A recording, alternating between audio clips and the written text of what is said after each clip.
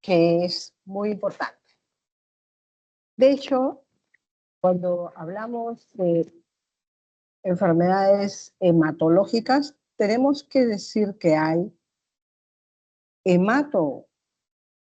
benignas y hematomalignas. Hoy día vamos a hablar de las malignas, enfermedades que son de muy mal pronóstico en general, pero que es necesario conocer, porque ustedes están estudiando medicina y más adelante van a tener oportunidad, tanto en el internado como en el CERU, de ver pacientes y estar en condiciones de hacer por lo menos el diagnóstico general. En el caso 1, tenemos una paciente mujer de 46 años de edad, natural, procedente de Lima, que trabaja en un mercado. De hecho, la paciente le pregunto exactamente qué hace y ella dice que desmenuza o no sé, pollo, trabaja con pollo, ¿no? No es la dueña, es la empleada. 3 semanas de evolución señala. A veces es impreciso, porque uno puede estar resfriado, sentirse con dolor de cabeza o tener un día de posiciones sueltas y después estar mejor y ya eso no lo considera integrado a la evolución de la enfermedad. Entonces ella dice que 3 semanas más o menos tiene malestar, congestión respiratoria, que pensó que era un resfrío, dolor de garganta y por lo tanto dificultad para deglutir. Y lo último que ha tenido unos 48 horas antes de ingresar a la emergencia es lagrimeo. La veo obviamente a la paciente en la emergencia, de hecho está hospitalizada ahorita en nuestro servicio. La veo y realmente la paciente no luce mal, luce en regular estado, no tiene fiebre, no está pálida, no está sangrando, pero sí tiene los ojos muy vidriosos y un poco de tos, mucosidad nasal, que todo simula un cuadro respiratorio. No tiene antecedentes de importancia.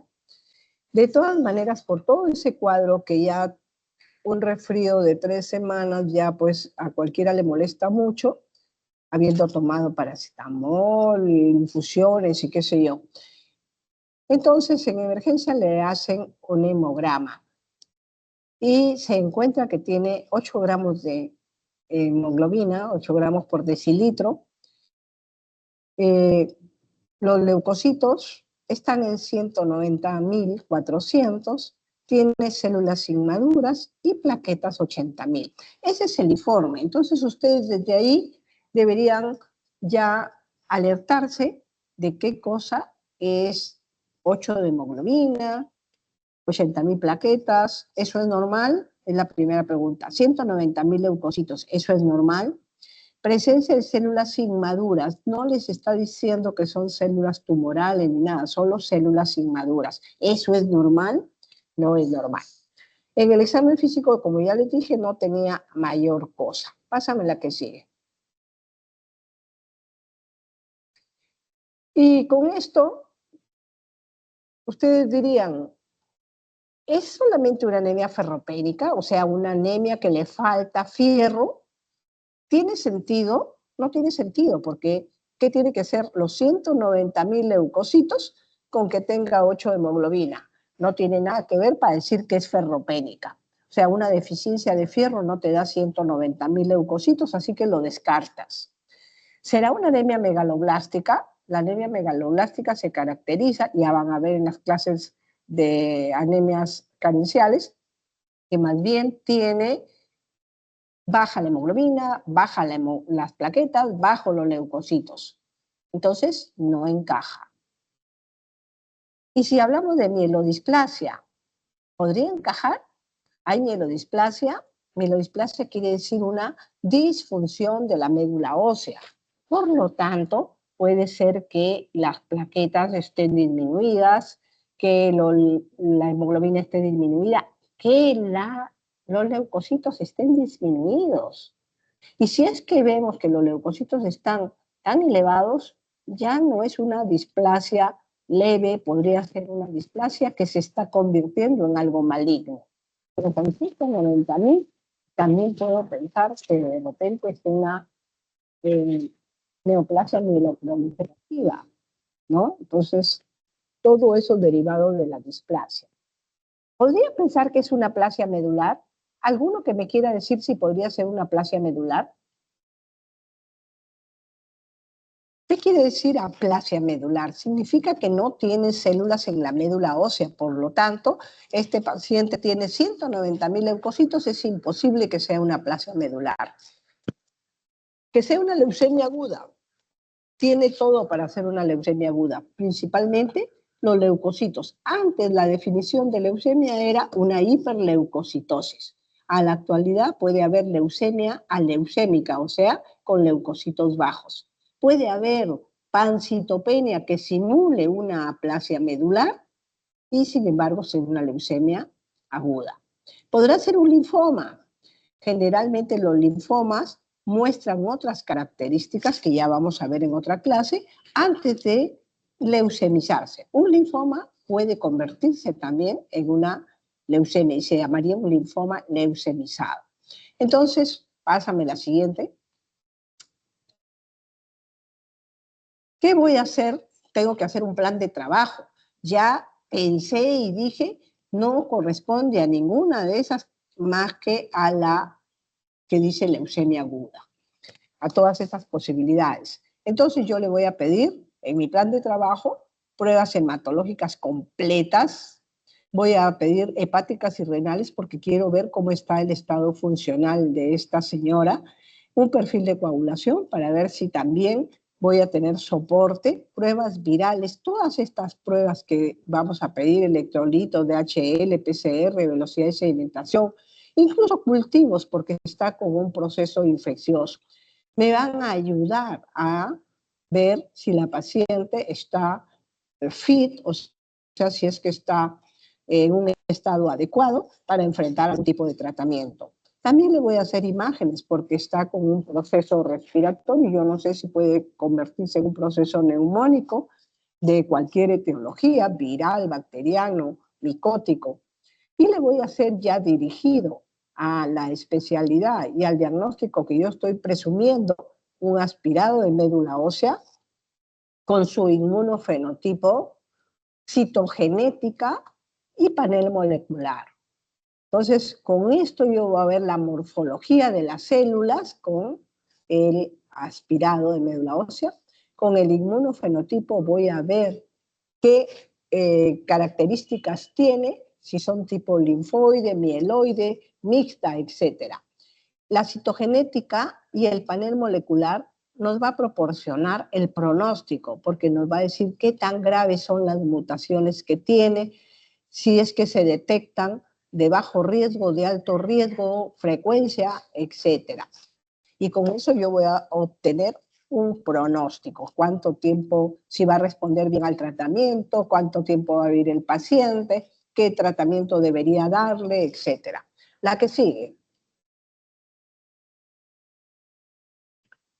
Bueno, lo acabamos de discutir, sin embargo, vamos a ver que esta paciente, al hacerle las pruebas, vemos que es una leucemia mielomonocítica aguda.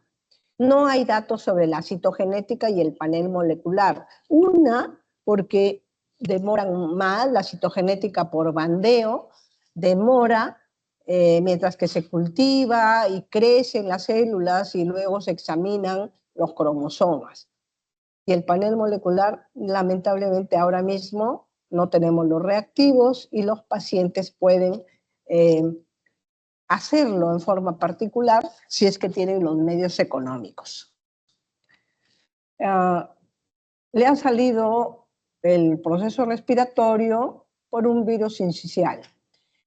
Se debe iniciar el soporte a demanda, es decir, si es que ella está con hemoglobina baja de una manera importante, lo ideal es que mantenga un nivel de 10. y si es que las plaquetas están menos de 30.000, se le puede dar también soporte transfusional. Se le debe hacer citorreducción con quimioterapia oral. ¿Por qué citorreducción? Porque tiene 190.000 y yo quisiera que tenga menos de 30.000 para darle ya una terapia más efectiva. ¿Por qué no le doy ahorita una terapia efectiva? Porque tengo riesgo de lisis tumoral. Entonces yo hago los cuidados de la lisis tumoral y luego voy a hacer el tratamiento de inducción según el protocolo. La que sigue. Este es otro caso. Entonces ya vieron ustedes que el primero es de una señora que tiene 40 y tantos años, es decir, ya es una adulta, se considera un adulto joven hasta los 39 años, y ahí incluye desde niños y adolescentes, y en este caso 2 es un paciente adolescente de 17 años que tiene un mes de enfermedad y que comenzó con equimosis en los miembros. No es evaluado por ese motivo, eso fue en Huancayo. No le dieron importancia ni el paciente ni nadie. Una semana antes presenta cansancio progresivo, dificultad respiratoria por la misma sensación de cansancio, además de que vive en Huancayo, o sea, está en la altura. Lo evalúan por emergencia y encuentran en el examen físico que el paciente está regular, tiene sobrepeso, un poco de palidez, petequias, fiebre, leve esplenomegalia y no tiene focalización neurológica. Le hacen algunos exámenes auxiliares y la hemoglobina está en 10, pero piensen que está en Huancayo. Y 10 en Huancayo es bastante importante porque ellos normalmente tienen 17, 18 de hemoglobina. Los leucocitos están en 2.400, ¿eso qué significa? Que está por debajo de la cifra que se considera normal. Los segmentados están 25%, no es lo usual. Si ustedes recuerdan, es más de 45% que deben ser los segmentados. Y aun cuando fuera la mitad, los segmentados serían 1.200 y eso sigue siendo neutropenia. Los linfocitos en 60% tampoco exceden. De hecho, es una leucopenia, plaquetopenia severa con 10.000 y anemia que también la consideramos moderada porque está en altura. En el frotis periférico se encuentran células blásticas de tipo linfoide, con lo que se completa el estudio. Células blásticas, células tumorales de origen linfoide. Entonces, con esto yo ya tengo el diagnóstico. Es una leucemia linfática aguda de tipo B y que inicia el tratamiento según el protocolo. Hay varios protocolos que te dicen la cantidad, el tiempo en que se debe dar. Entonces hay unos que se adaptan, hay uno propio de salud, hay otro que se adapta de la Sociedad Española que se llama PETEMA, hay otro de la Sociedad Italiana que se llama Jimena, y luego de que el paciente inicia este tratamiento con 4 drogas, en la mitad del ciclo, que son 4 semanas, se le hace un control y en este paciente le encontramos 32% de blastos. Entonces, esto significa que la terapia que se le ha dado no está funcionando. Podemos hacer, completar las 2 semanas más y ver si es que ha resultado una remisión completa. Esta es una inducción a la remisión. Si es que se logra, entonces el paciente pasa a la segunda inducción y sigue el protocolo según está establecido. Pero si es que al terminar las 4 semanas el paciente continúa con enfermedad mayor de 5%, se considera refractario. En una palabra, fracasó el tratamiento de inducción y tenemos que intentar otro tratamiento. El que sigue. Igualmente hacemos nuestra presunción diagnóstica, se realizan las pruebas, se hace el aspirado, el inmunofenotipo. La que sigue. El tratamiento, si hemos pensado que podía ser, nosotros no hemos pensado, solo lo planteamos, ¿no? De que es una plaquetopenia inmune porque tiene 10.000 plaquetas, entonces la indicación son las inmunoglobulinas, las pulsos de corticoide, o estamos pensando en una cobertura antibiótica porque de repente es un proceso infeccioso, o solamente le vamos a dar soporte de vida. No ese es el caso, tiene 17 años, pasa al siguiente.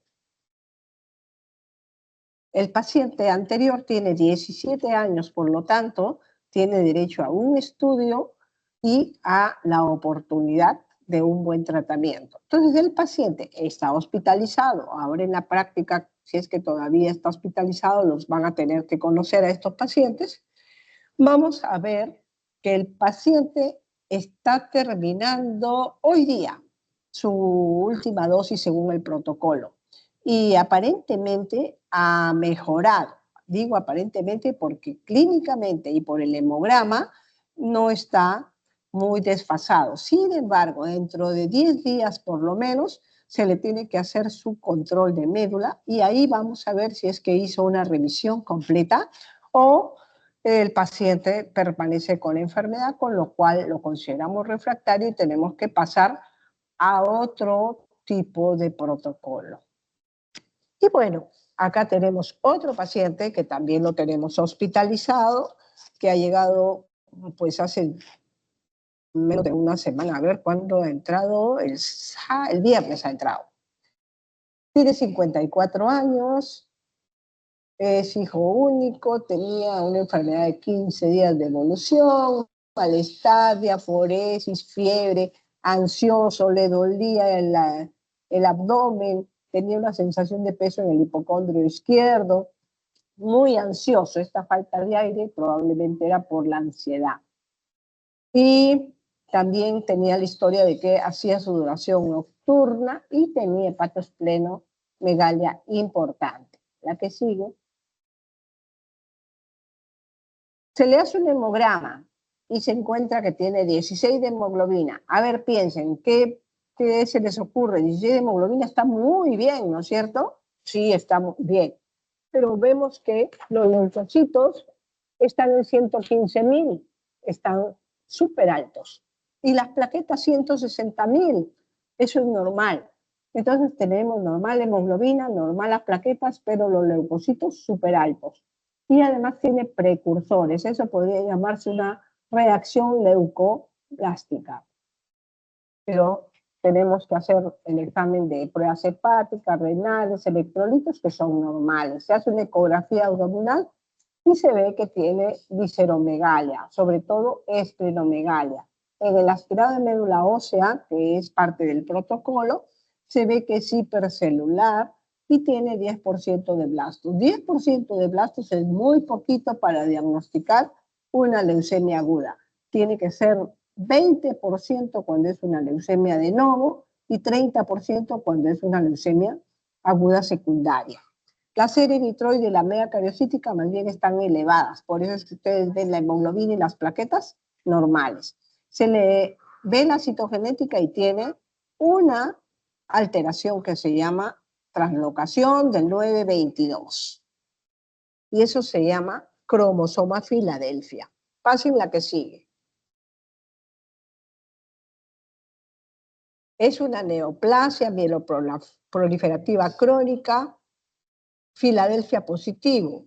Es decir, es una leucemia mieloide crónica en fase crónica.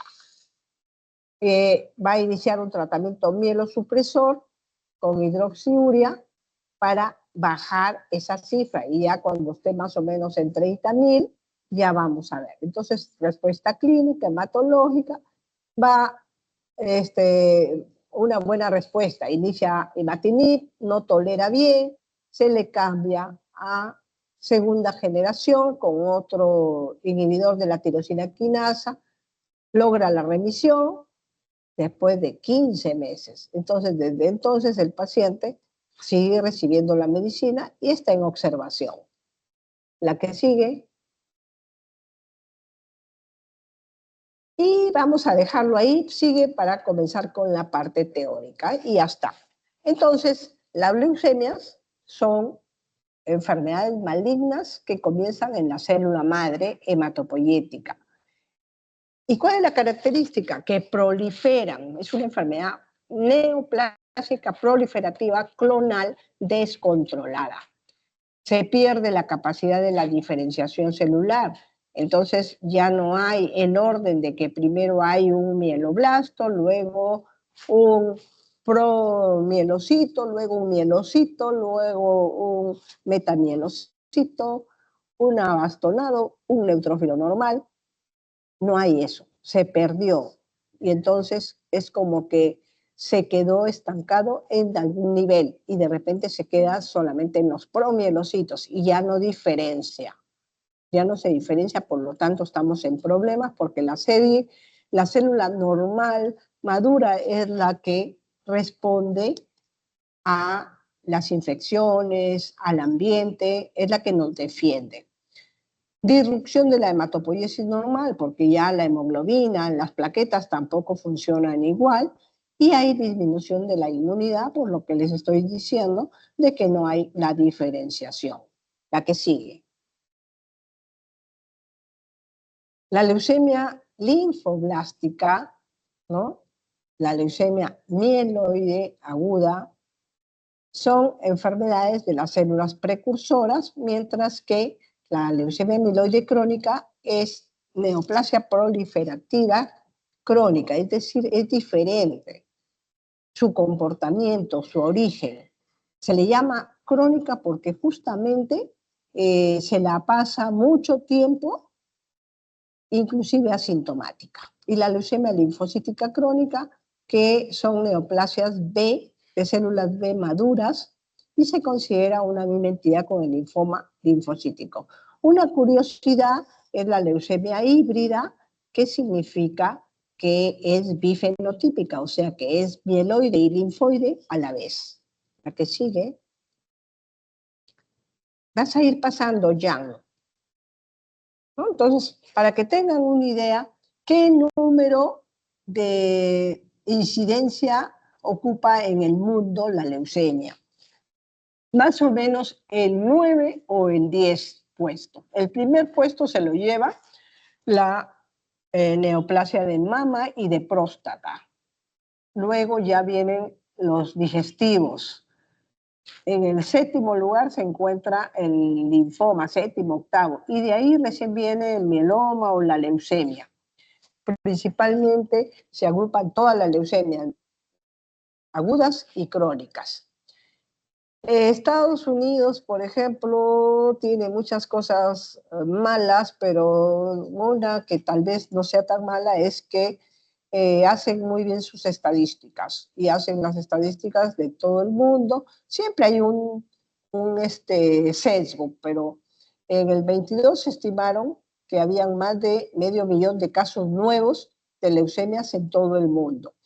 Pero se mantiene la proporción de que 3% solo constituyen el 3% de los casos de todo el cáncer que hay, todos los tipos de cáncer, y también se mantiene que se muere aproximadamente el 3% de todos, en la proporción de todos los cánceres. En el Perú, en el 24 se diagnosticaron alrededor de 1.800 leucemias en todo, y principalmente son los hospitales de Seguro Social y en el caso del MINSA, en el Instituto Nacional de Neoplásicas y en el Hospital del Niño de San Borja. La que sigue. Una clasificación de lo más sencilla es decir, hay 4 tipos básicos: la leucemia mieloide aguda y la crónica, la leucemia linfoblástica aguda y la crónica. Esas 4 tipos básicos engloban todos los subtipos. ¿La que sigue? La incidencia de la leucemia, la más frecuente es la linfoblástica en los niños y adolescentes, mientras que la leucemia mieloblástica es más frecuente en las personas mayores de 60 años. Eso no quiere decir que alguien de 5 años no pueda tener una leucemia mieloide o que alguien de 65 años no pueda tener una leucemia linfática, claro, pero estamos hablando de predominio. Siempre cuando son niños tienen menos mutaciones y probablemente eso les da un mejor pronóstico. Y cuando son adultos, conforme uno va creciendo en edad, también crece en mutaciones y es más riesgoso. La que sigue. Para el diagnóstico, ya con los casos clínicos que hemos presentado, se van formando una idea de lo que se tiene que hacer. Yo sospecho de un paciente que tiene leucemia, entonces tengo que hacer sobre todo una historia clínica perfecta, completa, indagándole todo como si fuese a escribirse un libro. Muy importante la historia clínica, porque con eso determina si es que eso no es, de repente es un falso diagnóstico. Luego, como hematólogos, vemos un extendido de sangre periférica donde podemos ver todos los defectos morfológicos que puede haber. Y basta con saber qué cosa es lo normal que debemos encontrar para rechazar todo lo que sea diferente. Y ahí etiquetar si es que hay una posibilidad de leucemia, con el estudio morfológico de la médula ósea, con la citometría de flujo, la citogenética y el panel molecular que hemos dicho que nos da muchas luces sobre el pronóstico. Estos procedimientos a veces no están estandarizados y por eso es que no se pueden comparar. Lo que es un método diferente no pueden ser intercambiables. ¿Qué sigue?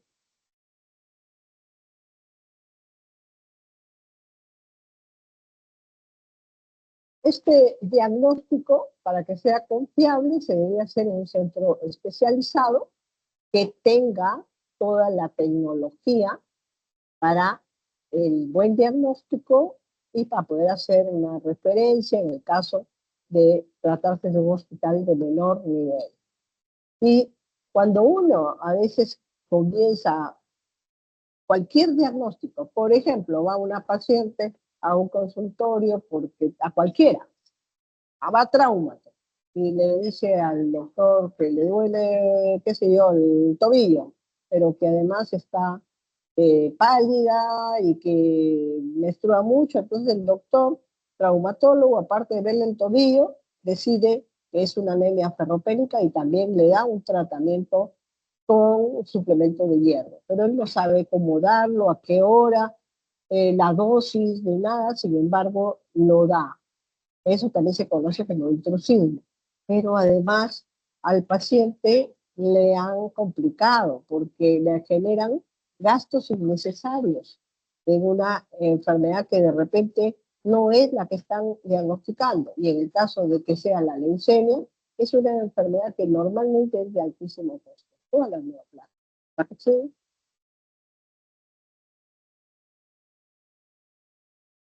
Los síntomas, tanto en la leucemia linfática como en la mieloide, son lo mismo. Y en adultos es como más confiable, te dicen lo que tienen. Los niños a veces no te determinan tan bien. La enfermedad es de pocas semanas, no es que lo tengo yo hace años, solamente eso pasa en los crónicos. Estamos aquí hablando de los agudos. Entonces puede ser astenia, dinamia, pérdida de peso, diaforesis nocturna, hiporexia, compromiso en estado general. La médula tiene anemia por la infiltración de células anormales y eso hace que tengas el cansancio, la palidez, etc. Y muchas veces comienza a infiltrarse también el vaso o el hígado.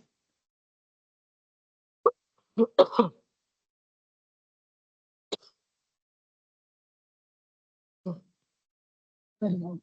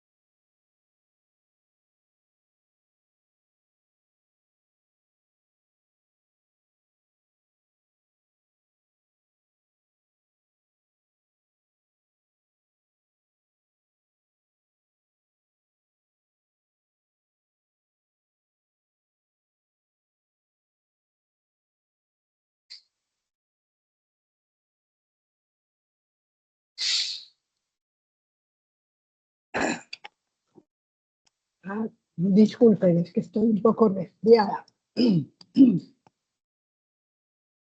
Bueno, entonces vemos que por eso se produce crecimiento visceral, la trombocitopenia, que puede condicionar sangrados, la leucocitosis o la leucopenia, que se puede relacionar con infecciones. La que sigue. Entonces, no solamente vamos a considerar que está en la sangre, es una enfermedad sistémica y puede estar en el sistema nervioso central, en la retina, en el vaso, en el hígado, el testículo, en el ovario, en el ganglio, pero siempre su origen inicial es en la médula ósea. La que sigue.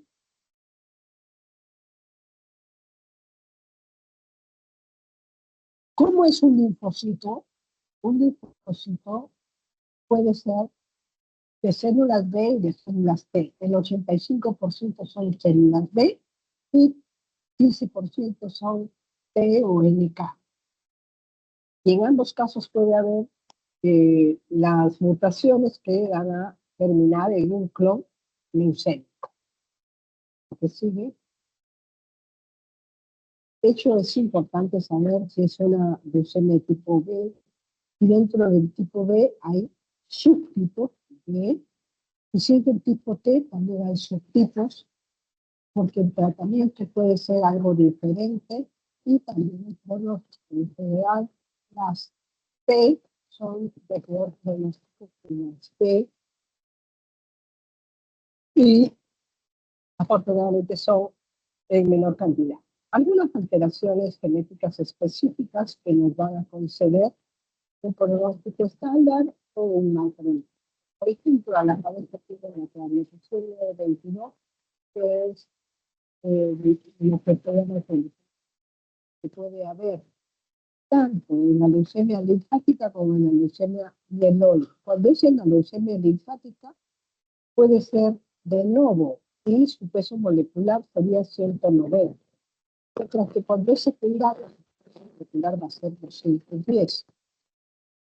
O tenemos, y es de mal pronóstico, tenemos otros como la translocación V11, que es un rearreglo y también de mal pronóstico. Sin embargo, miren esta translocación 1221 tiene un pronóstico favorable. La hiperdiploidía también es favorable. La hipodiploidía no, porque se pierde material. Y tenemos otras que son de riesgo intermedio. La que sigue.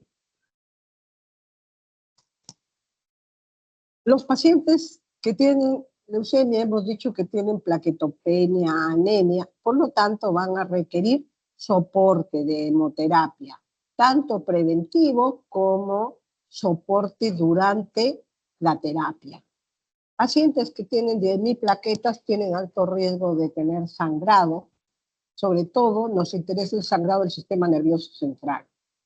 Los demás los podemos ir controlando. Tú ves que si es que sangra por las encías, bueno, le pones agua helada, le das transamin y de repente no necesita ponerle plaquetas porque lo estás viendo, no tiene mayor riesgo. Mientras que una hemorragia del sistema nervioso central solamente la vas a ver por la sintomatología o la signología cuando el paciente ya está con un problema serio. La que sigue. La lisis tumoral es otro problema serio, porque tú tienes, como en el caso 1, 190.000 leucocitos, y tú dices, hoy, esos le voy a dar su quimio enseguida, porque cómo va a estar con los leucocitos tan altos. Le das la quimio, se rompen las células y toda esa desecho celular se va a tratar de excretar por el riñón y lo que va a hacer es un taponamiento renal que lo va a conducir al paciente a la muerte. Así que debemos ir con cuidado y darles medidas de protección como hidratación muy intensa y algunos hipometilantes. La que sigue. Para el tratamiento también tenemos que seleccionar. Antes dije que personas que son menores de 40 años se consideran adultos jóvenes, entonces a ellos se les va a tratar con el esquema pediátrico. Mientras que los pacientes adultos, pero que son menores de 60 años, tienen que ver, o sea, entre 40 y 60 años tienes que decidir si el paciente está fit, si es que está en buen estado como para tolerar una terapia fuerte, intensa. Entonces eso se llama terapia intensiva. Mientras que las personas que son mayores de 60 años tenemos que ir con mucho cuidado porque generalmente tienen diabetes, hipertensión, son obesos, tienen osteoporosis, es decir, tienen comorbilidades y eso dificulta darles una terapia intensiva porque no se van a favorecer, por el contrario, se van a complicar y van a fallecer.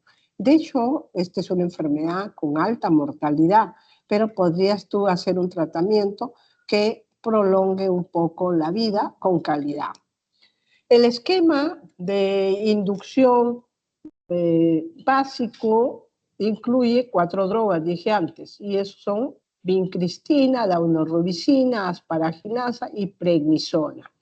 El esquema se basa en 4 semanas, luego se hace el estudio correspondiente para ver si alcanzó la remisión completa, y si es que así fue, ya viene la segunda parte y la prolongación con la consolidación y luego el mantenimiento, que es por lo menos entre 16 y 24 meses. La que sigue. Trasplante. Acá es otra alternativa. El paciente debe ser bien diagnosticado desde el principio para saber si ese paciente se va a controlar e incluso curar la enfermedad solo con la quimioterapia, o si el paciente desde el principio, después de la quimioterapia, va a requerir un trasplante de médula ósea alogénico. Alogénico quiere decir que es de otra persona, pero que es 100% compatible. Si es que fuera de un hermano, pero que solo tiene 50% de compatibilidad, se llamaría haplotrasplante, haploide. Y cuando es compatible, pero que no son emparentados, ¿no? Hay que hacer una búsqueda en un registro internacional. Entonces, en los pacientes que son de alto riesgo, desde el principio que vemos su genética, su panel molecular de riesgo desfavorable, tenemos que comenzar a buscarles un donante. A los pacientes que no han conseguido una revisión completa, no es conveniente para nada darle un trasplante porque va a ser más complicado y va a tener un incremento en la mortalidad. El que sigue.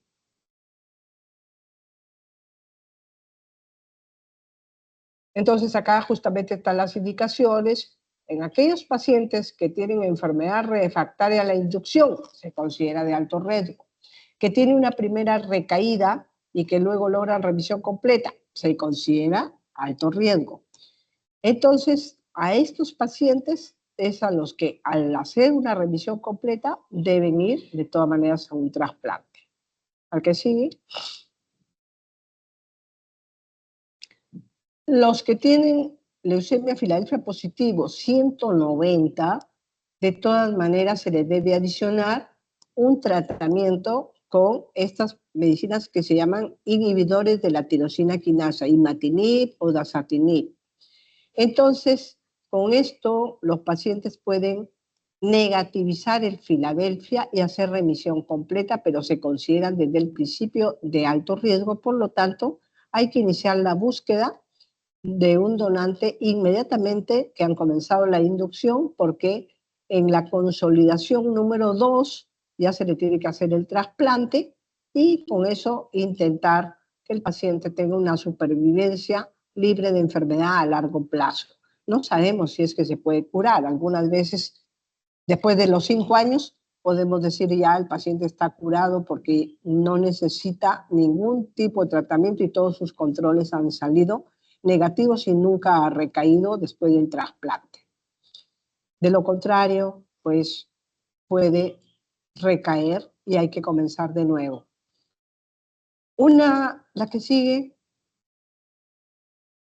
Ya, para los mayores de 60 años generalmente es paliativo y hay esquemas diversos y uno tiene que escoger el que mejor le queda a cada paciente. Pero los esquemas de tratamiento intensivo va a depender de personas que no tengan comorbilidades, que sean muy sanos. Y se va probando, además. No se puede, como son esquemas de dosis semanales, se puede dar 1 semana, 2 semanas, y ahí se ve la reacción. Si el paciente se complica, ya no se continúa las 4 semanas. La que sigue. Muy bien, antes de pasar a la siguiente etapa, solamente les voy a comentar que además de todos los tratamientos que hemos mencionado, hay otro tratamiento que no se hace en el país, pero que ya tiene casi 20 años de vigencia. Y eso es el Carticel, o sea, hacer una estimulación antigénica para que pueda luchar contra esas células neoplásicas. CAR-T significa Chimeric Antigen Receptor, T, de las células T, y consiste en que las células del T del propio paciente son estimuladas para potenciar su tratamiento, su poder inmunológico, e ir y luchar contra esa invasión de células blásticas. Entonces, ese tratamiento, ya una vez que se ha administrado, se espera a que combata la leucemia. Ha dado bastante éxito, de modo que es una tecnología que se está usando en los países desarrollados con más frecuencia. Pero todos han pasado primero por el tratamiento quimioterápico, el trasplante, y luego, si es que a pesar de todo recaen, tienen una oportunidad más. Bueno, hasta ahí, ¿alguna pregunta con respecto a la leucemia linfática para pasar a la leucemia mieloide? Y vamos a avanzar lo más que podamos. Si es que terminamos la clase, pues en buena hora, porque así tal vez nos ahorremos una clase. ¿Preguntas?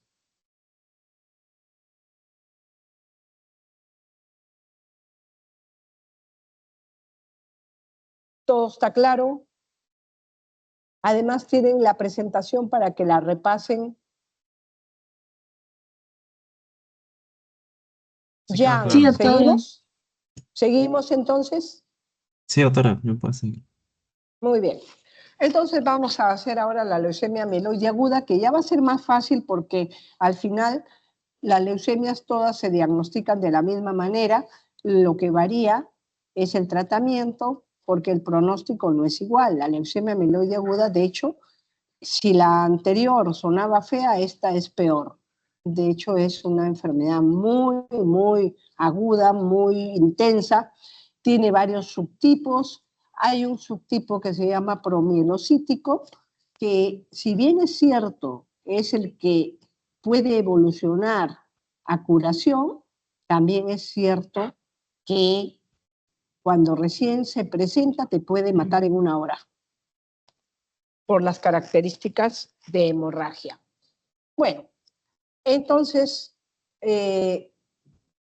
sospechar leucemia mieloide aguda en todo el paciente que tenga cansancio, fiebre, manifestaciones de sangrado, dolor óseo, malestar general, pancitopenia, anemia, trombocitopenia y o leucocitosis. La verdad es que tú dirías, ¿y cómo la diferencio de una mielodisplasia proliferativa o de una leucemia linfática aguda? Definitivamente no sospechas, porque es difícil que un niñito venga con esto y que tu primera impresión sea que es leucemia amiloide aguda. No, de cada 10 pacientes, de cada 10 diagnósticos de leucemia aguda, en los niños, 9 son linfáticas y una es mieloide. Mientras que si vemos a un paciente de 60 años, lo diagnosticamos de leucemia amiloide aguda a priori porque de cada 10 pacientes, 9 son mieloides y uno es linfático, cuando hablamos de pacientes mayores.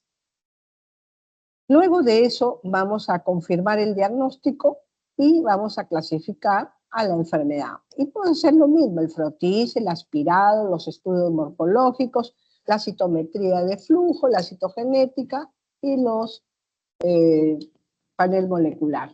Entonces muchas veces solamente vemos al paciente y nuestra impresión va a ser leucemia aguda o leucemia crónica.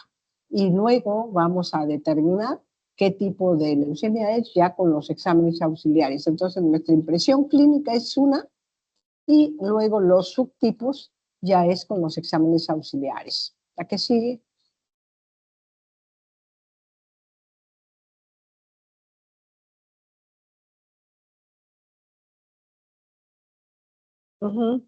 Ya, mutaciones específicas, entonces acá tenemos una mutación que se llama FLT3.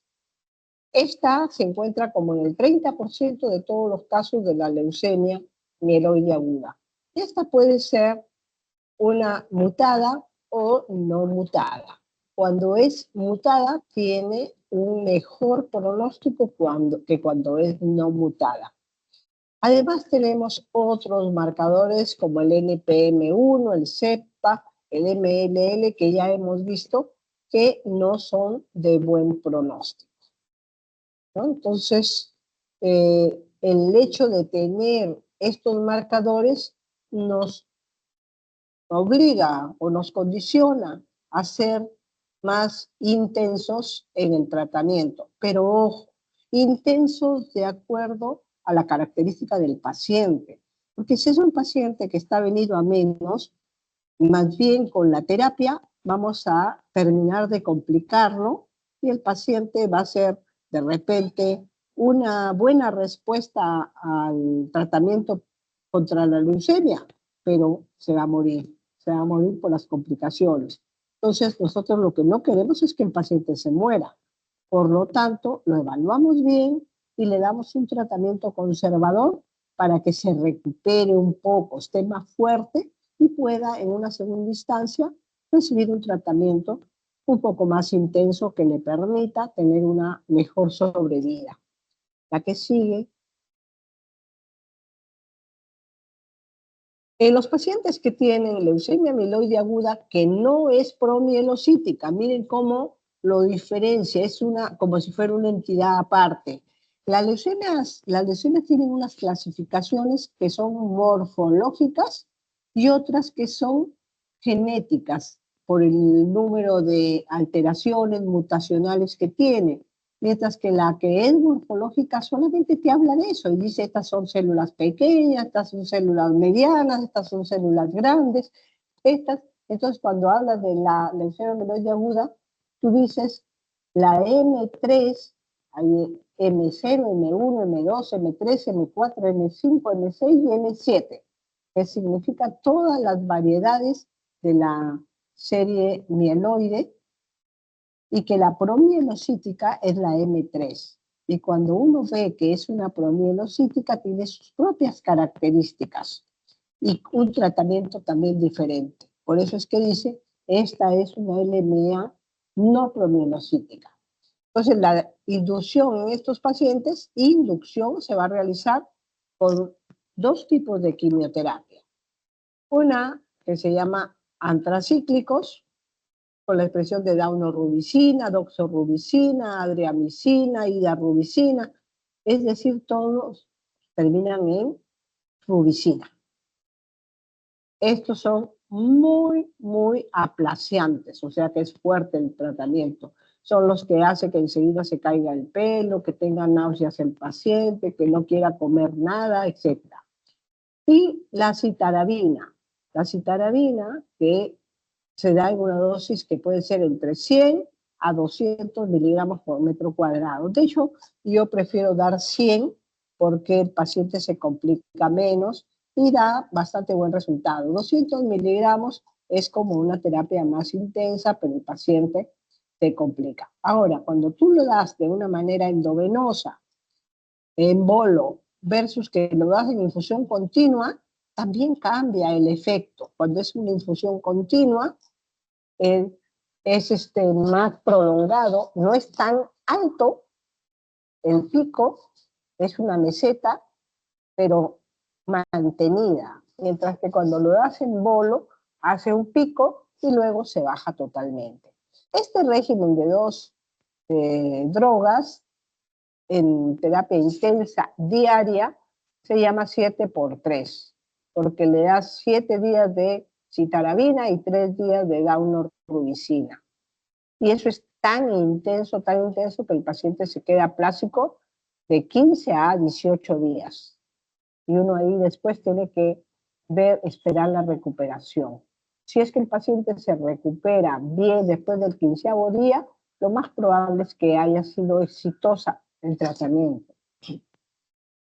Pero si pasan 20 días y no se recupera, puede ser que la enfermedad sea lo que está predominando. ¿Qué sigue? Después de que le has dado la inducción y el paciente ha respondido bien, se le debe hacer una consolidación con un trasplante halogénico en una primera revisión completa. La que sigue. A los que son mayores de 60 años con leucemia amiloide aguda, antes no había ninguna alternativa. Al paciente se le daba una pastillita de una quimioterapia oral y en un mes, en 2 meses, el paciente ya estaba totalmente comprometido y fallecía.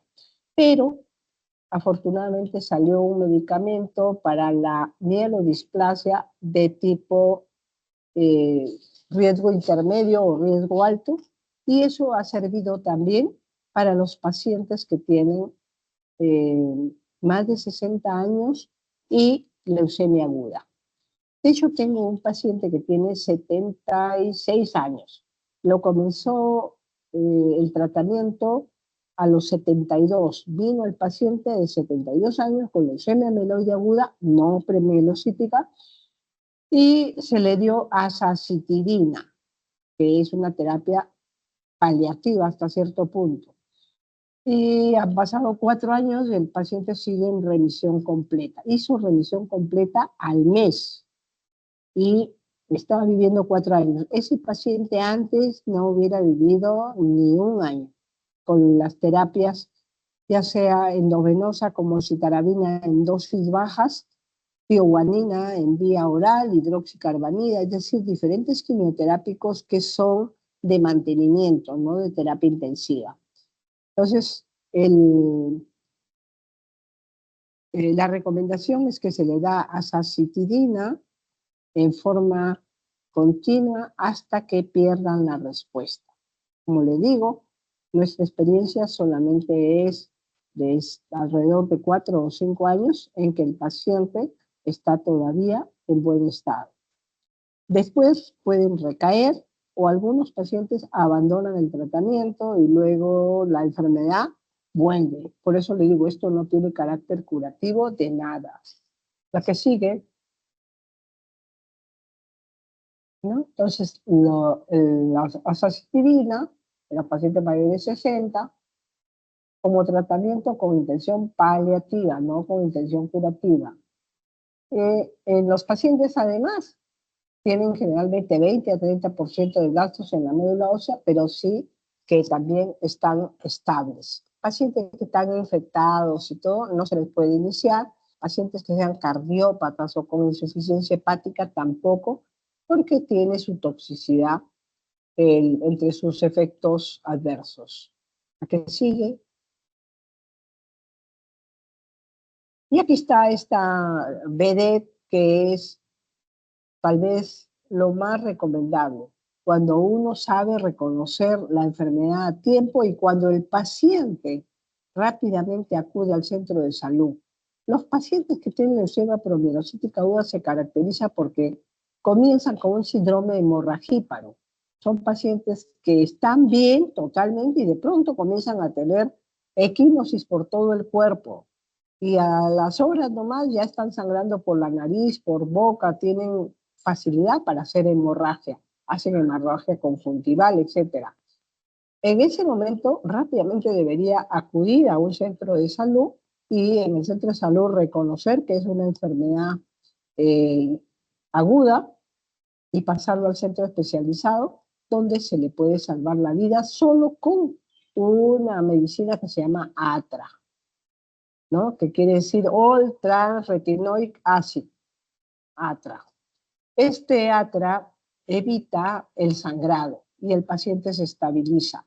Y una vez que se estabiliza, ya le haces bien su diagnóstico y le das el tratamiento de quimioterapia, ¿no? Entonces, esta ATRA se da en 45 días, es una pastillita, y se da diariamente por 45 días, luego hace efecto el antracíclico y el paciente ya sale de riesgo. Y cuando hace revisión completa, el paciente solamente pasa a observación, un porcentaje pequeño recae y obviamente esos no están de buen pronóstico. Para ellos, cuando recae, entonces existe otra alternativa que es el ATRA más el trióxido de arsénico, y con esto hay una mejor respuesta. El trióxido de arsénico también es vía oral, el único problema es que no está en el petitorio, así que el paciente tendrá que comprárselo para poder acceder. ¿La que sigue? Muy bien, entonces como ustedes ven, hablando de leucemia, todo es general, solamente que las agudas se diferencian de las crónicas.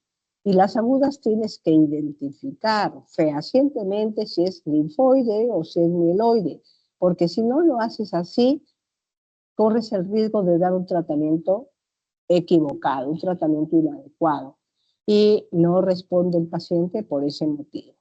Siempre el tratamiento más fuerte es el de la mieloide, pero son otros medicamentos, porque uno podría decir, como es más fuerte, yo voy a lograr mejores éxitos, pero el problema es que no es el tratamiento adecuado. Muy bien. ¿Preguntas o al último las dejamos?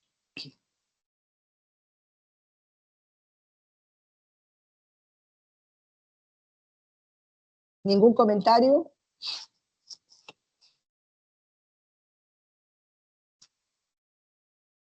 Parecer no, doctora. Ya. Espero de que estén escuchando porque después en la práctica les voy a preguntar, ya que les hago presentación con casos, con ejemplos, y después, si es que no saben, bueno, siempre van a tener la oportunidad de preguntar. Vamos a ver la leucemia mieloide crónica, que junto con la leucemia linfática crónica tienen menor riesgo, menor sintomatología, una sobrevida larga, tiene sus peligros, pero si es que está bien manejada, las personas viven muchísimos años. Entonces vámonos con la leucemia mieloide crónica, que es el 15% de las leucemias en los adultos, la incidencia es de 1 a 2 por 100.000 y la edad media del diagnóstico son 65 años. Hay un ligero predominio del sexo masculino y esto no quiere decir que no le pueda dar a un niño, a un joven, esta enfermedad, pero es predominantemente de personas. En la literatura dice 65 años. De hecho, en nuestra población son más jóvenes, están alrededor de los 50 años. En la que sigue,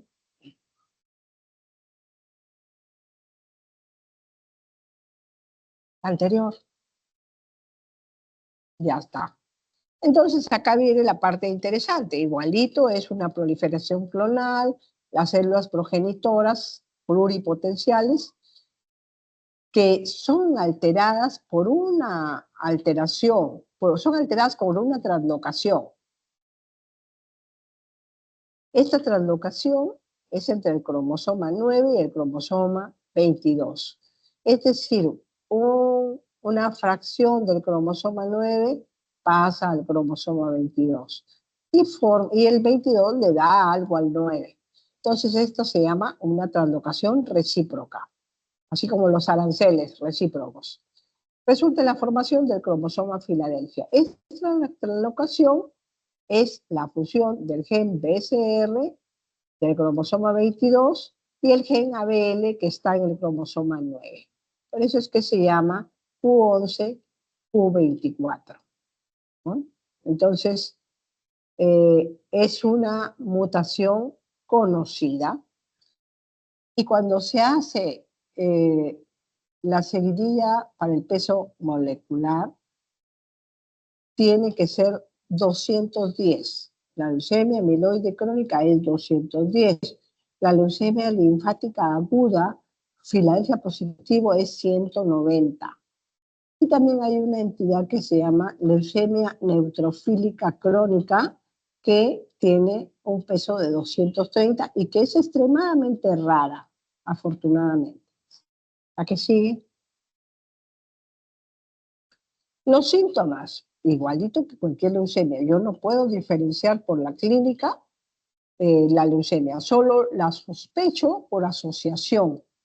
Y si es que tiene más compromiso del hígado que del vaso, me oriento a que es mieloide. Si es que tiene más compromiso del vaso que del hígado, me oriento a que es linfoide. Pero ya le digo, la única que manda es la prueba, no solamente el que uno lo mire, porque uno también se puede equivocar en el microscopio, sino el inmunofenotipo, que es el que determina la membrana citoplasmática, el citoplasma, las inmunoglobulinas del citoplasma y del núcleo. Y entonces te dice si es que pertenece por los marcadores CD45, CD34, CD15, es decir, hay marcadores que te dicen que es linfática o que son mieloides. Y cuando tienes marcadores mieloides y linfoides, eso se llama leucemia bifenotípica. La que sigue.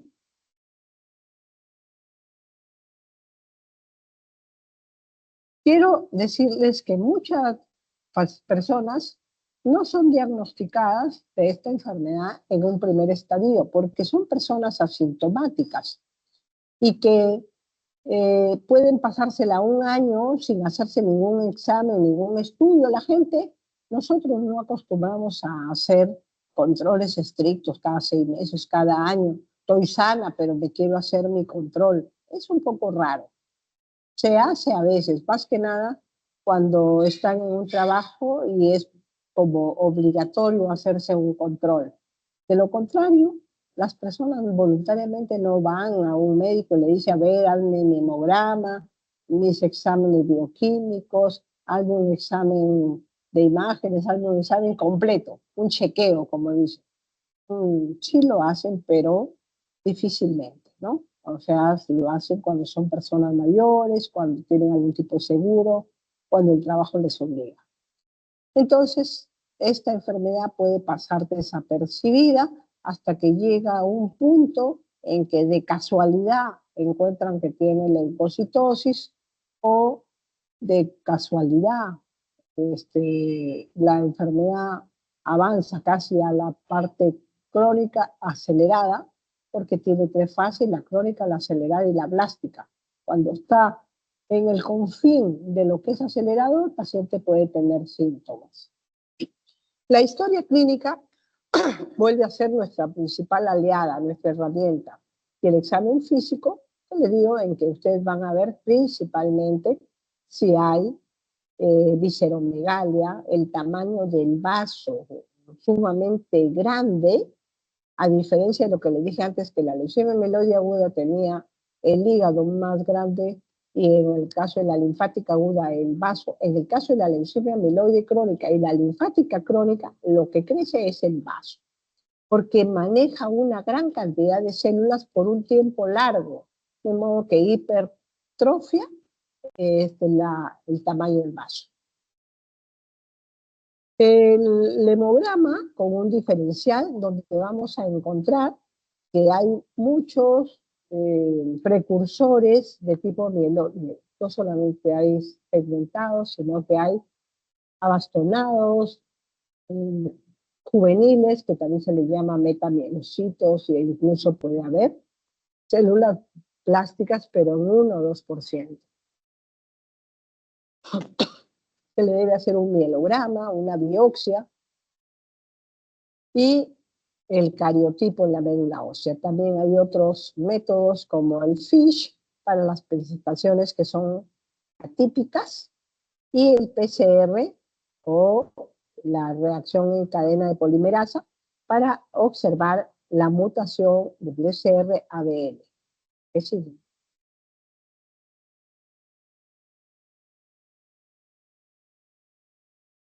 para hacer el estadio, ¿no? Para hacer el estadio de la enfermedad, ver también un poco el pronóstico, ¿no? Desde el inicio. No es lo mismo encontrar una sola mutación que varias mutaciones, no es lo mismo encontrar que el paciente puede tener la enfermedad hace 3 años y no ha tenido ningún tipo de tratamiento.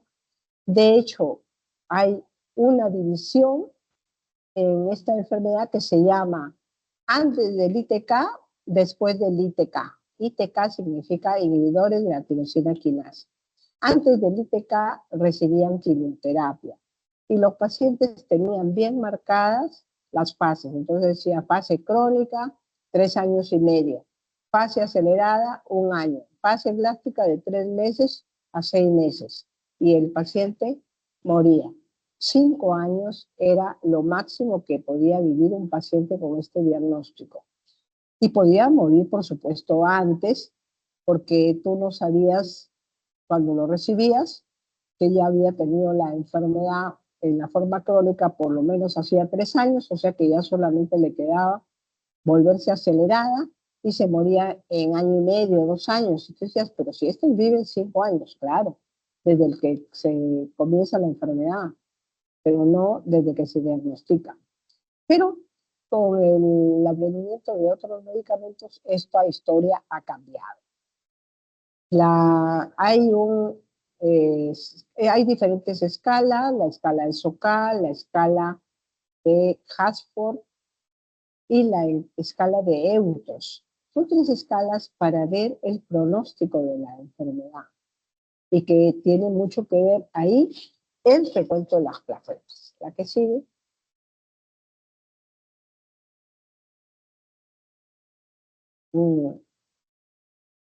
Sí, sigue. La que sigue. A ver lo de la escala de Sokal. Muy bien, esta es la escala de Sokal que es la más empleada y que necesita estos datos. La edad, el tamaño del vaso, el recuento de plaquetas, el porcentaje de mieloblastos. Como ustedes ven ahí, en esa escala, una vez que le sale el número predeterminado, si es menor de 0.8, se considera una enfermedad de riesgo bajo. Si es que está mayor de 1, de 0.8, ya se considera riesgo intermedio o alto, dependiendo además de la clínica. El riesgo bajo prácticamente no va a tener alteraciones. La que sigue, lo que hemos hablado, la fase crónica, la fase acelerada, ¿no? En la fase acelerada se suman mutaciones a lo encontrado inicialmente, que es un Filadelfia. Puede ser doble Filadelfia, puede encontrarse trisomía del 8 y otras mutaciones que le van agregando un riesgo más alto y por lo tanto el paciente ya no tiene la misma calidad de vida. La que sigue es la fase blástica, ¿no? Entonces, en la fase blástica, según la OMS, la Organización Mundial de la Salud, hay más de 20% en la médula ósea, se llama fase blástica, pero si es que llega a 30%, ya se considera leucemia mieloide aguda secundaria a un proceso crónico, o podrías poner secundaria a leucemia mieloide crónica o secundaria a neoplasia megaloproliferativa crónica. También en estas enfermedades puede haber una proliferación extramedular, tanto en la aguda como en la crónica, en sitios diferentes. El vaso se considera un órgano del retículo endotelio, pero hay otras proliferaciones, por ejemplo, en algún hueso, en algún músculo, que se llama sarcoma granulocítico, ¿no? Y que es solamente como leucemia convertida en un tumor sólido. Es importante hacerle biopsia, porque aunque desde la sangre periférica puede estar el diagnóstico, necesitamos saber si está adicionado a otra neoplasia, como la mielofibrosis idiopática. ¿La que sigue? En primera línea, se recomienda un inhibidor de tirosina quinasa. Este medicamento revolucionó definitivamente el tratamiento. Es una era.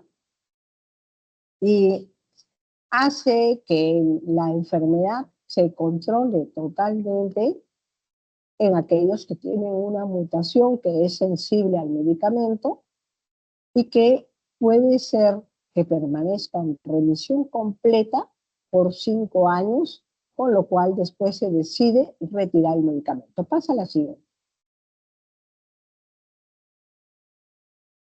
Entonces se recomienda iniciar con imatinib. Ojo, se inicia cuando tiene menos de 100.000 leucocitos. Cuando tiene más de 100.000 leucocitos se prefiere dar hidroxicarbamida, que es un quimioterápico oral, para reducir las células. Y una vez que está en 100 o menos, ya podemos descontinuar el quimioterápico y pasar a imatinib 400 miligramos, que es una sola pastilla al día. Si es que también podemos usar, si disponemos, un ITK de segunda generación como el dasatinib, que son 100 miligramos al día, o el dilotinib, que son 300 miligramos cada 12 horas. Entonces puede ser una terapia de primera línea y que se obtiene una respuesta más rápida. Sin embargo, el costo, el factor costo es diferente. De modo que sigue vigente el imatinib, que es una copia, pero que todos funcionan bastante bien. Entonces se logran respuestas moleculares profundas que van a beneficiar al paciente y lo va a independizar en 5 años, en que uno le quita el medicamento y solo lo observa, y hasta ahora los que hemos liberado de esta terapia siguen en revisión completa. La que sigue.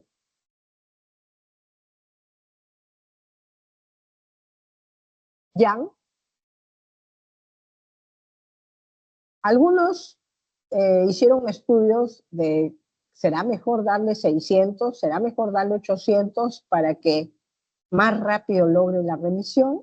Y lo único que sumaron fue menos tolerancia y por lo tanto menos adherencia al tratamiento. Así que fue una muy mala idea darle mayor cantidad. ¿Qué sigue? La fase acelerada, cuando el paciente, a pesar de que ha estado recibiendo 400 miligramos y ha ido bien, llega un momento en que pasa a fase acelerada o crisis blástica, se debe replantear el tratamiento y, en el caso de la acelerada, cambiar de inhibidor, y en el caso de la crisis blástica, pasar a quimioterapia intensa si es que el paciente está en condiciones de recibir. La que sigue. La fase blástica es el comportamiento de una leucemia aguda, por lo tanto, puede virar a una leucemia mieloide aguda o a una linfática aguda. Si es que vira a una mieloide aguda, entonces se va el tratamiento tal cual es el de leucemia mieloide aguda, sumándole el imatinib o el dasatinib. Y en el caso de que vire la enfermedad hacia una leucemia linfática aguda, el protocolo también se da de acuerdo al tipo morfológico, que en este caso es linfoide. Igual después de haber hecho remisión, el paciente puede continuar con los esquemas pretrasplante dependiendo de la edad. La que sigue.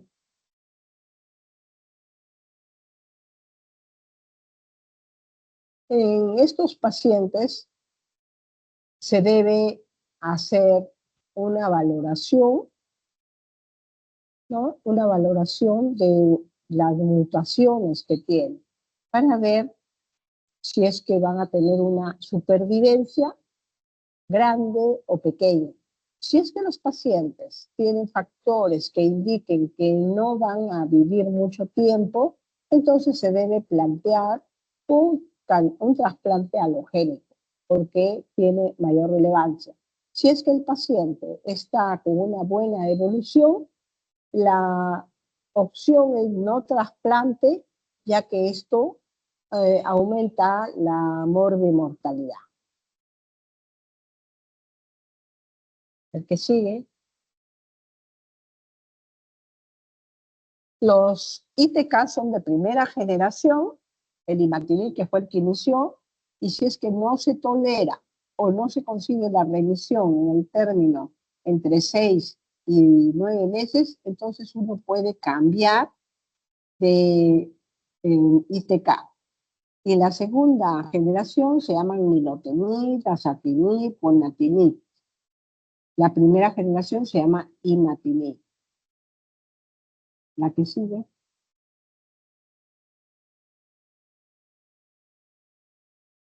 La que sigue. La toxicidad, ¿no? Entonces tienen toxicidades diferentes y por eso es que uno escoge el medicamento. Si es un paciente cardiópata, no le puedo dar nilotinib. Si es que tiene hepatopatía, tampoco. Si es que es un paciente que tiene procesos respiratorios, derrame pleural, o que ha hecho un cuadro de TB a repetición, qué sé yo, esos no son candidatos al dasatinib. Si un paciente tiene un problema hepático severo, no es un candidato al imatinib. Como ven ustedes, todos los inhibidores pueden tener reacciones adversas perjudiciales de acuerdo a la comorbilidad que han tenido. ¿A qué sigue? Para el seguimiento, obviamente la citogenética o también el PCR. Es decir, que se busca encontrar el BCR-ABL en cero para decir de que es una respuesta completa. Los pacientes que han logrado esa remisión temprana, digamos, 5 años, y al haber permanecido con la respuesta completa, profunda, que significa menos de 3 logaritmos, más de 3 logaritmos, perdón, pueden descontinuar la terapia y solamente se les va a hacer controles moleculares al principio mensuales y posteriormente cada 3 meses y luego cada 6 meses y cuando ya tiene más de 5 años de repente una vez al año. Pero son controles. Si es que hubiera recaída, el paciente vuelve a tomar su inhibidor y esta vez sí que ya será de por vida. La que sigue. La prueba de PCR, como les he dicho anteriormente, la que sigue. El trasplante. El trasplante en los pacientes con LMC ha perdido muchísima vigencia porque es más fácil tomar una pastilla al día que buscar un donante, someterse a todos los estudios, hacer de repente una enfermedad injerto versus huésped que incluso te puede matar. Así que por eso La curva de trasplante paciente con LBC es muy baja. Los pacientes que han probado de todo y no han mejorado y tienen un donante y están en buen estado, podría intentarse el trasplante, pero esas son decisiones hasta cierto punto personales. La que sigue. Y para terminar, esta es la leucemia que mejor se lleva en los pacientes. A comenzar, es una neoplasia de linfocitos maduros, es indolente, tiene una larga evolución y es principalmente en los adultos mayores. Cuando digo adultos mayores, de verdad, mayores de 75 años, que inicialmente pueden ser asintomáticos. También le puede dar a los jóvenes, pero nunca se ha reportado un caso en los niños. Y lo más joven que yo he visto de esta enfermedad ha sido alguien de 20 y tantos años, no más jóvenes tampoco. Y cuando son más jóvenes, la enfermedad suele ser prolinfocítica y por lo tanto tener un poco de síntomas. ¿Cuál es el principal problema de esta enfermedad? Aparte, obviamente, de que tiene linfocitosis, es su inmunidad tan disminuida que tienen procesos infecciosos principalmente respiratorios. Esta enfermedad infiltra los ganglios, el vaso, la médula, el hígado, las que siguen, ¿no? Y entonces podemos, como es de linfocitos pequeños, hacer un tratamiento cuando es una enfermedad que comienza y se desarrolla dentro de la médula ósea, se llama leucemia linfocítica, mientras que si comienza en un ganglio o en cualquier otra estructura linfoide, como por ejemplo el tubo digestivo, se le llama linfoma. De hecho, ambas pueden estar en la médula, en el vaso, en otros lados, por extensión. Y son las mismas células, solamente que tienen diferente nombre. La que sigue, por lo tanto, el tratamiento también va a ser el mismo. El 95% de las pacientes, de los pacientes, se da un poco más en mujeres que hombres esta patología. Es más frecuente en la zona de Inglaterra, el Reino Unido. Será un asunto racial, pero lo cierto es que el 95% son de tipo B. Solamente hay un 5% que afectan los linfocitos de tipo T. Esta es una enfermedad que progresa lento y es una enfermedad estable por muchos años. De hecho, es la más frecuente de las leucemias en Reino Unido. La que sigue. En un principio puede no haber nada, nada de nada, y que le hagan un examen a una persona y que le salga que tiene más de 5.000 linfocitos sin tener ningún síntoma. Porque si es que tú encuentras de que está resfriado, de que ha estado con un proceso amigdaliano o algo, entonces podría decir que es por eso y que luego van a bajar y se van a normalizar los linfocitos. Pero si es que eso no sucede y por el contrario, comienza a ver adenomegalia, visceromegalia a expensas del vaso, anemia, trombocitopenia, ya estamos hablando de estadios avanzados. Cuando hablamos de que es un paciente que tiene linfocitosis, trombocitopenia, anemia y que se le ha descartado otras causas, es una leucemia linfática crónica y en todo caso hay que completar los estudios principalmente a nivel genético para saber a qué atender. Lo que sigue, hay una tendencia familiar. A veces la mamá tiene leucemia linfática crónica y de pronto el hijo también tiene. Volvemos a respetar. Es una persona que tiene de repente 70 años y tiene un hijo de 50 y que ambos tienen leucemia linfática crónica en diferente estadio, pero de todas maneras tienen la misma enfermedad. La que sigue. Es la más común en las personas que tienen 70 años en adelante, aumenta de menos de uno, un paciente por cada 100.000 en personas de 40 a 44 años, a más de 30 por cada 100.000 en las personas que tienen 80 años y más, que está más relacionado a la raza blanca. ¿A qué sigue? Los síntomas casi no existen.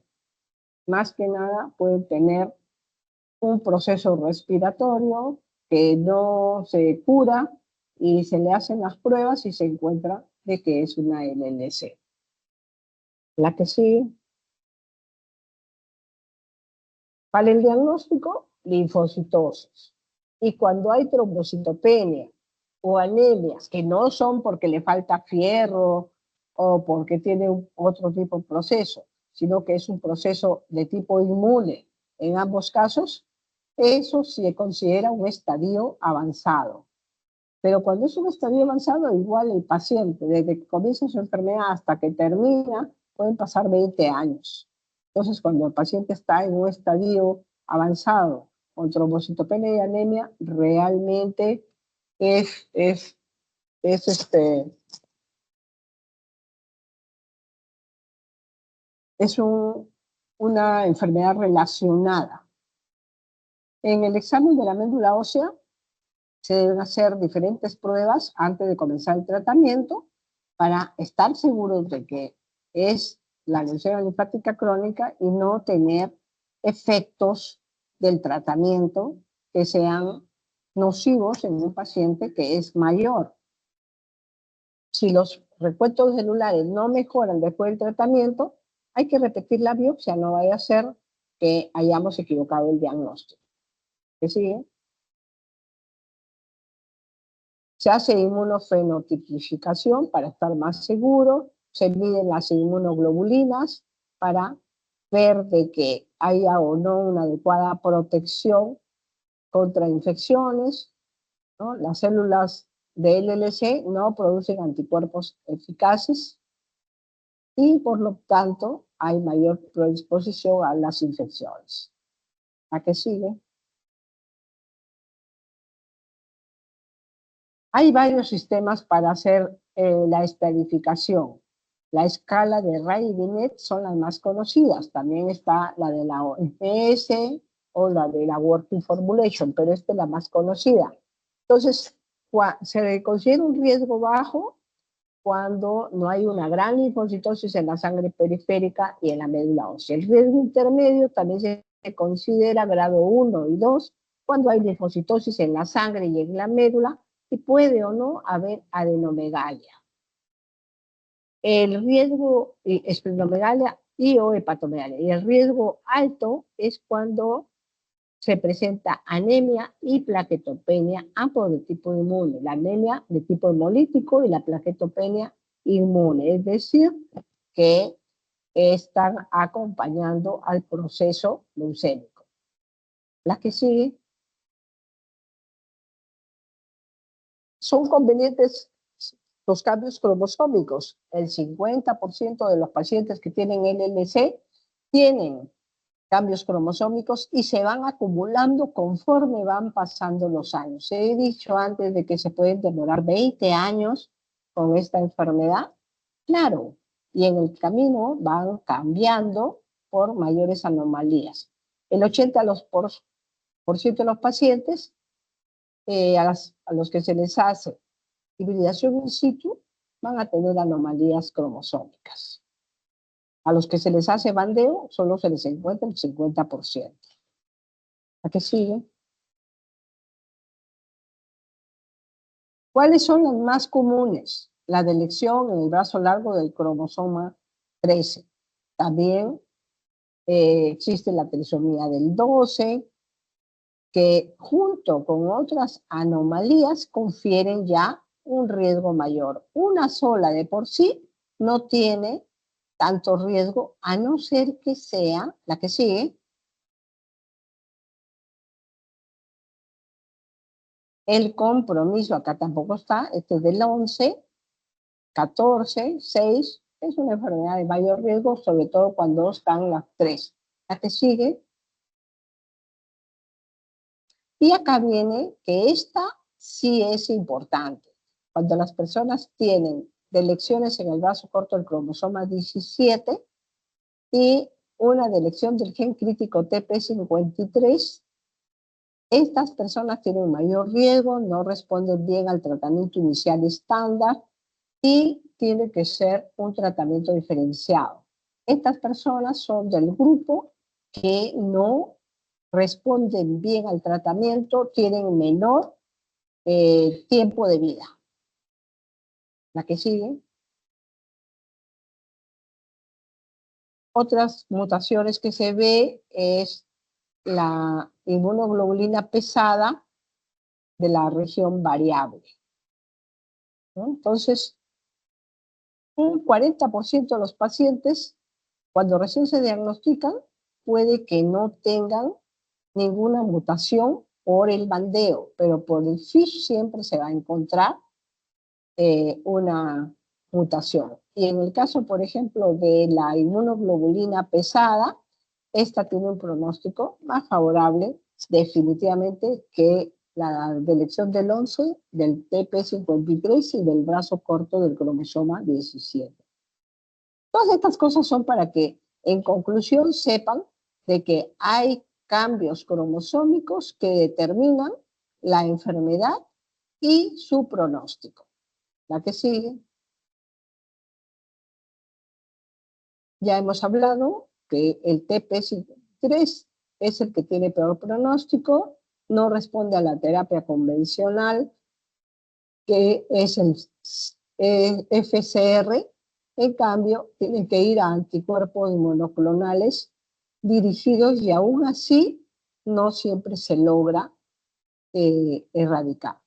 Hay una menor supervivencia. La que sigue. Los tratamientos van a ir desde nada, que significa observar y esperar. Entonces es que tú le encontraste que el paciente tenía leucocitosis, que el paciente no tiene ningún síntoma, que mantiene su hemoglobina y sus plaquetas, que los ganglios son chicos o el vaso no le da ningún problema. Entonces tú nomás vas a observar y esperar, esa es una conducta, mientras que otros dicen, no, ¿para qué voy a esperar? Mientras más rápido le dé tratamiento, menos posibilidades tengo de que la enfermedad progrese. Pero en realidad, en todos los pacientes, solamente sin hacer nada porque no tenían ningún síntoma, el paciente ha pasado 10 años como si nada.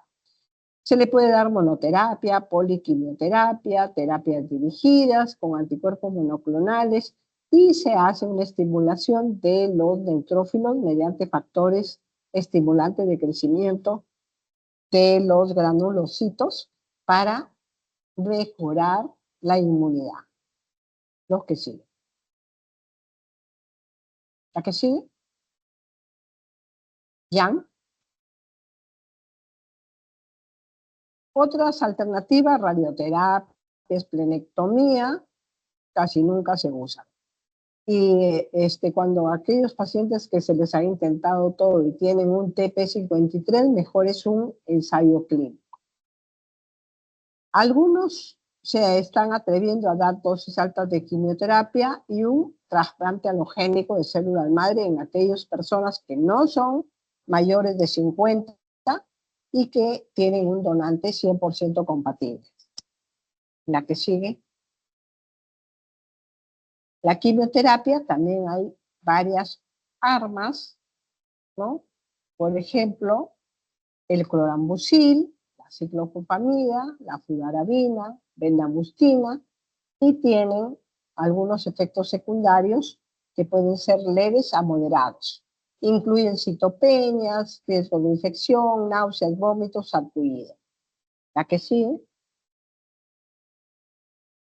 También hay terapias dirigidas, que estas son las que se emplean principalmente para la delección del brazo corto del cromosoma 17, como por ejemplo el ibrutinib, acalabrutinib y delalalvisib, que son los medicamentos que están aprobados por la FDA. En nuestro medio solo contamos con ibrutinib y acalabrutinib recién aprobado hace una semana. El idelalisib todavía no está en nuestro país. La que sigue. Otros tipos que no son específicamente para la leucemia linfática crónica, pero que se usan en otras enfermedades, como por ejemplo el mieloma múltiple, en el caso de la lenalidomida, y que se está intentando hacer que los pacientes sin opciones vayan a un ensayo clínico.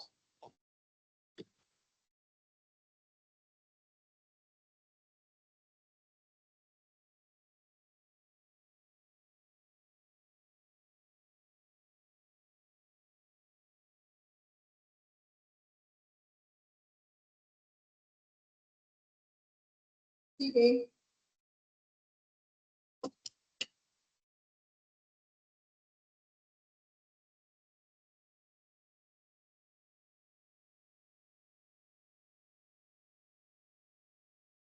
A ver, ¿qué sigue? Sigamos. Hola. Sí, doctora, sí se la escucho. Ah, ya. La que sigue, por favor.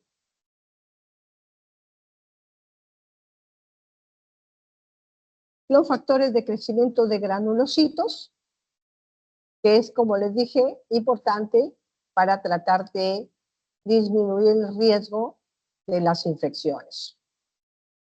La que sigue. Este es el arsenal de quimio e inmunoterapia para la leucemia linfática crónica. Entonces, como ven, tenemos muchas drogas y hay que escoger las combinaciones más adecuadas para lograr algún beneficio. Y tenemos tiempo largo para ir ensayando una, y cuando pierde una tripleta, una dupleta, y cuando pierde efectividad, entonces vamos avanzando con todos los demás medicamentos. El que sigue es la última.